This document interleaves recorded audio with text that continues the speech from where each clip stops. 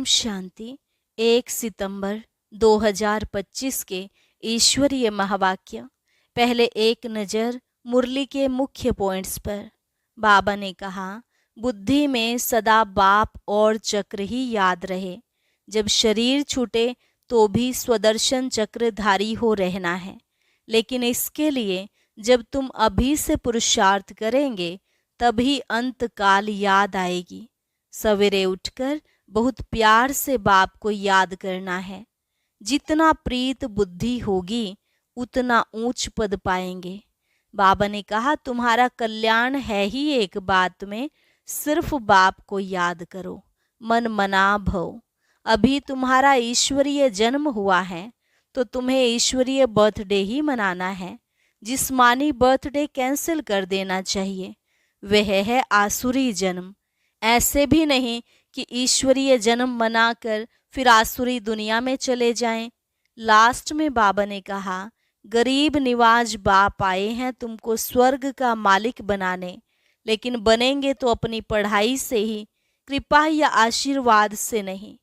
तुम बच्चों को कितनी खुशी होनी चाहिए कि हमको भगवान पढ़ाते हैं भगवान भगवती बनाने के लिए।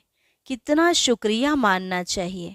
और अब सुनते हैं महावाक्यों को विस्तार से। मुरली का सार। मीठे बच्चे, तुम्हें इस पुरुषोत्तम संगम युग पर ही उत्तम से उत्तम पुरुष बनना है। सबसे उत्तम पुरुष हैं यह लक्ष्मी नारायण। प्रश्न, तुम बच्चे बाप के साथ साथ कौन सा एक गुप्त कार्य कर रहे हो? उत्तर, आदि सनातन देवी देवता धर्म और दैवी राजधानी की स्थापना तुम बाप के साथ गुप्त रूप से यह कार्य कर रहे हो। बाप बागवान है जो आकर कांटों के जंगल को फूलों का बगीचा बना रहे हैं। उस बगीचे में कोई भी खौफनाक दुख देने वाली चीजें होती नहीं। गीत, आखिर वह दिन आया आज। ओम शांति। रूहानी बाप बैठ रूहानी बच्चों को समझाते हैं। समझाएंगे तो जरूर शरीर द्वारा। आत्मा शरीर बिगर कोई भी कार्य कर नहीं सकती। रूहानी बाप को भी एक ही बार पुरुषोत्तम संगम युग पर शरीर लेना पड़ता है। यह संगम युग भी है, इनको पुरुषोत्तम युग भी कहेंगे, क्योंकि इस संगम युग के बाद फिर सतयुग आता है। सतयुग को भी पुरुषोत्तम युग कहेंगे। बाप आकर स्थापना भी पुरुषोत्तम युग की करते हैं। संगम युग पर आते हैं तो जरूर वह भी पुरुषोत्तम युग हुआ। यहाँ ही बच्चों को पुरुषोत्तम बनाते हैं। फिर तुम पुरुषोत्तम नई दुनिया में रहते हो। पुरुषोत्तम अर्थात उत्तम ते उत्तम पुरुष। यह राधे कृष्ण अथवा लक्ष्मी नारायण है। यह ज्ञान भी तुमको है और धर्म वाले भी मानेंगे बरोबर यह हेवन के मालिक हैं। भारत की बड़ी भारी महिमा है, परंतु भारतवासी खुद नहीं जानते। कहते भी हैं ना, फलाना स्वर्गवासी हुआ, परंतु स्वर्ग क्या चीज है यह समझते नहीं। आप पे ही सिद्ध करते हैं स्वर्ग गया, इसका मतलब नरक में था। हेवन तो जब बाप स्थापन करे वह तो नई दुनिया को ही कहा जाता है। दो चीजें हैं ना, स्वर्ग और नरक। मनुष्य तो स्वर्ग को लाखों वर्ष कह देते हैं। तुम बच्चे समझते हो कल स्वर्ग था, इन्हों की राजाई थी, फिर बाप से वर्षा ले रहे हो। बाप कहते हैं, मीठे लाडले बच्चे, तुम्हारी आत्मा पतित है इसलिए हेल में ही है। कहते भी हैं अभी कलयुग के 40,000 वर्ष बाकी हैं, तो जरूर कलयुग वासी कहेंगे ना। पुरानी दुनिया तो है ना। मनुष्य बेचारे घोर अंधियारे में हैं। पिछाड़ी में जब आग लगेगी तो ये सब खत्म हो जाएंगे। तुम्हारी प्रीत बुद्धि है नंबरवार पुरुषार्थ अनुसार। जितना प्रीत बुद्धि होगी उतना ऊंच पद पाएंगे। सवेरे उठकर बहुत प्यार से बाप को याद करना है। भल प्रेम के आंसू भी आए, क्योंकि बहुत समय के बाद बाप आकर मिले हैं। बाबा आप आकर हमको दुख से छुड़ाते हो। हम विषय सागर में गोते खाते कितना दुखी होते आए हैं। अभी यह है रौरव नर्क। अभी तुमको बाबा ने सारे चक्र का राज समझाया है। मूल वतन क्या है वह भी आकर बताया है। पहले तुम नहीं जानते थे। इसको कहते ही हैं कांटों का जंगल। स्वर्ग को कहा जाता है गार्डन ऑफ अल्लाह, फूलों का बगीचा। बाप को बागवान भी कहते हैं ना। तुमको फूल से फिर कांटा कौन बनाते हैं? रावण। तुम बच्चे समझते हो भारत फूलों का बगीचा था, अब जंगल है। जंगल में जानवर बिच्छू आदि रहते हैं। सतयुग में कोई खौफनाक जानवर आदि होते नहीं। उन्होंने तो कह दिया श्री कृष्ण को सर्प ने डसा, यह हुआ। श्री कृष्ण को फिर द्वापर में ले गए हैं। बाप ने समझाया है भक्ति बिल्कुल अलग चीज है। ज्ञान सागर एक ही बाप है। ऐसे नहीं कि ब्रह्मा विष्णु शंकर ज्ञान के सागर हैं। नहीं, पतित पावन एक ही ज्ञान सागर को कहेंगे, शिव बाबा। ज्ञान से ही मनुष्य की सद्गति होती है। सद्गति के स्थान हैं दो, मुक्ति धाम और जीवन मुक्ति धाम। अभी तुम बच्चे जानते हो यह राजधानी स्थापन हो रही है, परंतु गुप्त। बाप ही आकर आदि सनातन देवी देवता धर्म की स्थापना करते हैं, तो सब अपने अपने मनुष्य चोले में आते हैं। बाप को अपना चोला तो है नहीं, इसलिए इनको निराकार गॉड फादर कहा जाता है। बाकी सब हैं साकारी। इनको कहा जाता है इनकॉर्पोरियल गॉड फादर, इनकॉर्पोरियल आत्माओं को। तुम आत्माएं भी वहां रहती हो, बाप भी वहां रहते हैं, परंतु है गुप्त। बाप ही आकर आदि सनातन देवी देवता धर्म की स्थापना करते हैं। मूल वतन में कोई दुख नहीं। बाप कहते हैं तुम्हारा कल्याण है ही एक बात में, बाप को याद करो, मन मना भव। बस बाप का बच्चा बना, बच्चे को वर्षा अंडरस्टूड है। अल्फ को याद किया तो वर्षा जरूर है सतयुगी नई दुनिया का। इस पतित दुनिया का विनाश भी जरूर होना ही है, अमरपुरी में जाना ही है। अमरनाथ तुम पार्वतियों को अमर कथा सुना रहे हैं। तीर्थों पर कितने मनुष्य जाते हैं, अमरनाथ पर कितने जाते हैं। गाया भी जाता है झूठी काया झूठी माया, इसका भी अर्थ होना चाहिए। यहाँ है ही झूठ, यह भी ज्ञान की बात है। ऐसे नहीं कि ग्लास को ग्लास कहना झूठ है। बाकी बाप के बारे में जो कुछ बोलते हैं वह झूठ बोलते हैं। सच बोलने वाला एक ही बाप है। अभी तुम जानते हो बाबा आकर सच्ची सच्ची सत्यनारायण की कथा सुनाते हैं। झूठे हीरे मोती भी होते हैं ना। आजकल झूठ का बहुत शो है, उनकी चमक ऐसी होती है सच्चे से भी अच्छे। यह झूठे पत्थर पहले नहीं थे, पिछाड़ी में विलायत से आए हैं। झूठे सच्चे साथ मिला देते हैं, पता नहीं पड़ता है। फिर ऐसी चीजें भी निकली जिससे परखते हैं। मोती भी ऐसे झूठे निकले जो जरा भी पता नहीं पड़ सकता। अभी तुम बच्चों को कोई संशय नहीं रहता। संशय वाले फिर आते ही नहीं। प्रदर्शनी में कितने ढेर आते हैं। बाप कहते हैं अब बड़े बड़े दुकान निकालो। यह एक ही तुम्हारा सच्चा दुकान है। तुम सच्ची दुकान खोलते हो। बड़े बड़े सन्यासियों के बड़े बड़े दुकान होते हैं जहाँ बड़े बड़े मनुष्य जाते हैं। तुम भी बड़े बड़े सेंटर खोलो। भक्ति मार्ग की सामग्री बिल्कुल अलग है। ऐसे नहीं कहेंगे कि भक्ति शुरू से ही चली आई है। नहीं, ज्ञान से होती है सदगति अर्थात दिन। वहाँ संपूर्ण निर्विकारी विश्व के मालिक थे। मनुष्यों को यह भी पता नहीं कि यह लक्ष्मी नारायण विश्व के मालिक थे। सूर्यवंशी और चंद्रवंशी और कोई धर्म होता नहीं। बच्चों ने गीत भी सुना। तुम समझते हो आखिर वह दिन आया आज संगम का, जो हम आकर अपने बेहद के बाप से मिले हैं। बेहद का वर्षा पाने के लिए पुरुषार्थ करते हैं। सतयुग में तो ऐसे नहीं कहेंगे आखिर वह दिन आया आज। वो लोग समझते हैं बहुत अनाज होगा, यह होगा, समझते हैं स्वर्ग की स्थापना हम करते हैं, समझते हैं स्टूडेंट का नया ब्लड है, यह बहुत मदद करेंगे, इसलिए गवर्नमेंट बहुत मेहनत करती है उनों पर, और फिर पत्थर आदि भी वही मारते हैं। हंगामा मचाने में पहले पहले स्टूडेंट ही आगे रहते हैं। वह बड़े होशियार होते हैं, उनका न्यू ब्लड कहते हैं। अब न्यू ब्लड की तो बात नहीं, वह है ब्लड कनेक्शन। अभी तुम्हारा है यह रूहानी कनेक्शन।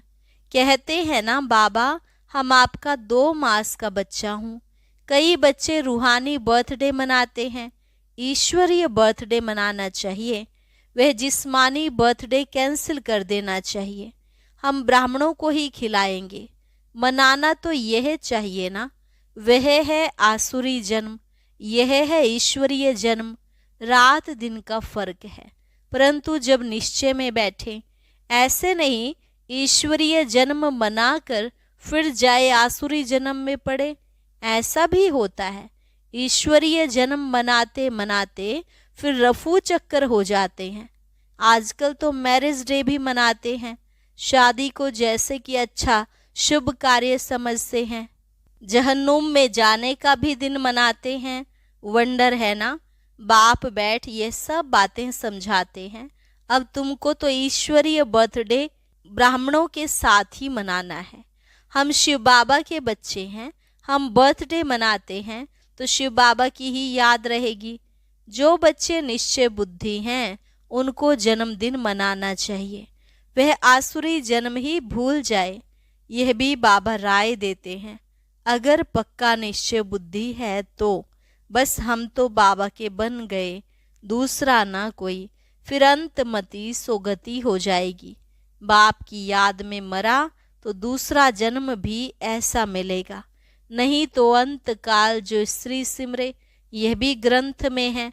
यहाँ फिर कहते हैं अंत समय गंगा का तट हो, यह सब है भक्ति मार्ग की बातें। तुमको बाप कहते हैं शरीर छूटे तो भी स्वदर्शन चक्रधारी हो। बुद्धि में बाप और चक्र याद हो, सो जरूर जब पुरुषार्थ करते रहेंगे तब तो अंत काल याद आएगी। अपने को आत्मा समझो और बाप को याद करो, क्योंकि तुम बच्चों को अब वापस जाना है अशरीरी होकर। यहाँ पार्ट बजाते बजाते सतो प्रधान से तमो प्रधान बने हो, अब फिर सतो प्रधान बनना है। इस समय आत्मा ही इम्प्योर है तो शरीर प्योर फिर कैसे मिल सकेगा। बाबा ने बहुत मिसाल समझाए हैं, फिर भी जौहरी है ना, खाद जेवर में नहीं सोने में पड़ती है। 24 कैरेट से 22 कैरेट बनाना होगा तो चांदी डालेंगे, अभी तो सोना है नहीं, सबसे लेते रहते हैं। आजकल नोट भी देखो कैसे बनाते हैं, कागज भी नहीं है।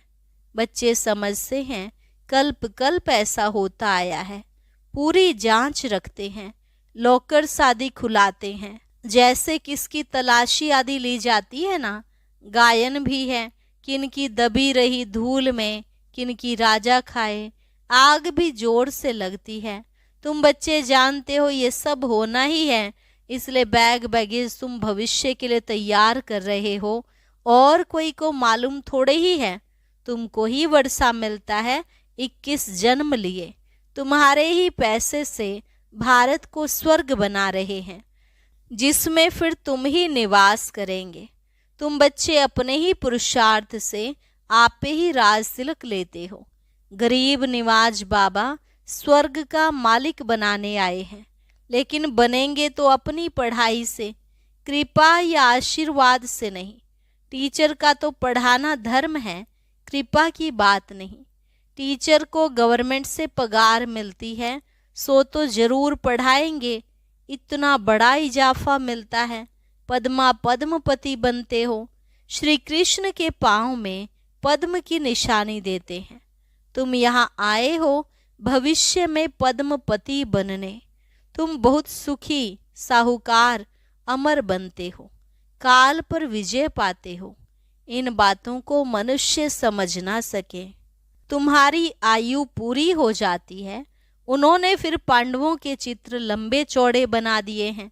समझते हैं पांडव इतने लंबे थे। अब पांडव तो तुम हो, कितना रात दिन का फर्क है। मनुष्य कोई जास्ती लंबा तो होता नहीं, 6 फुट का ही होता है। भक्ति मार्ग में पहले पहले शिव बाबा की भक्ति होती है। वे तो बड़ा बनाएंगे नहीं, पहले शिव बाबा की अव्यभिचारी भक्ति चलती है।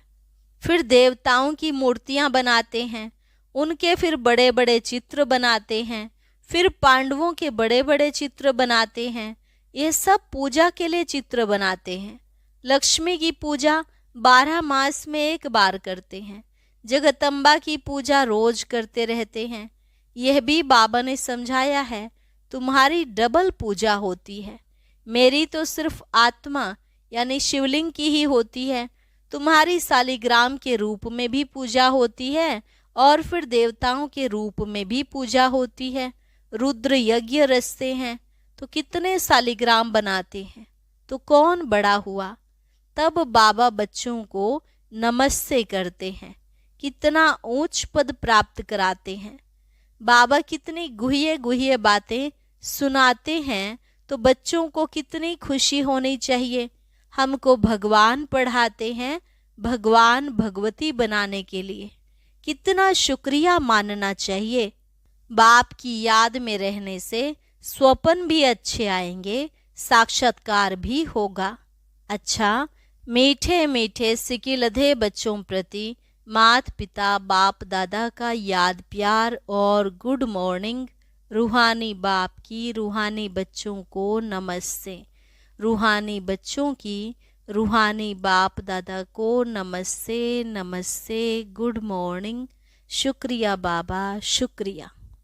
धारणा के लिए मुख्य सार, अपना ईश्वरीय रूहानी बर्थडे मनाना है, रूहानी कनेक्शन रखना है, ब्लड कनेक्शन नहीं। आसुरी जिस्मानी बर्थडे भी कैंसिल, वह फिर याद भी ना आए। अपना बैग बैगेज भविष्य के लिए तैयार करना है। अपने पैसे भारत को स्वर्ग बनाने की सेवा में सफल करने हैं। अपने पुरुषार्थ से अपने को राज तिलक देना है। वरदान, स्नेह और सहयोग की विधि द्वारा सहज योगी भव। स्नेह और सहयोग की विधि द्वारा सहज योगी भव।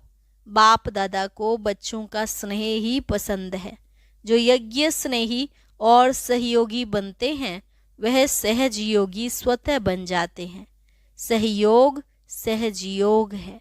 दिल वाला बाप को दिल का स्नेह और दिल का सहयोग ही प्रिय है। छोटी दिल वाले छोटा सौदा कर खुश हो जाते और बड़ी दिल वाले बेहद का सौदा करते हैं। वैल्यू स्नेह की है, चीज की नहीं। इसलिए सुदामा के कच्चे चावल गाए हुए हैं। वैसे भल कोई कितना भी दे, लेकिन स्नेह नहीं तो जमा नहीं होता। स्नेह से थोड़ा भी जमा करते तो वह पद्म हो जाता है। स्लोगन, समय और शक्ति व्यर्थ ना जाए, इसके लिए पहले सोचो, पीछे करो। समय और शक्ति व्यर्थ ना जाए, इसके लिए पहले सोचो, पीछे करो। अव्यक्त इशारा, अब लग्न की अग्नि को प्रज्वलित कर योग को ज्वाला रूप बनाओ। बाप दादा बच्चों को विशेष इशारा दे रहे हैं, बच्चे अब तीव्र पुरुषार्थ की लगन को अग्नि रूप में लाओ, ज्वालामुखी बनो। जो भी मन के संबंध संपर्क के हिसाब किताब रहे हुए हैं, उन्हें ज्वाला स्वरूप की याद से भस्म करो। अच्छा, और अभी सुनते हैं आज का अव्यक्त ज्ञान मोती।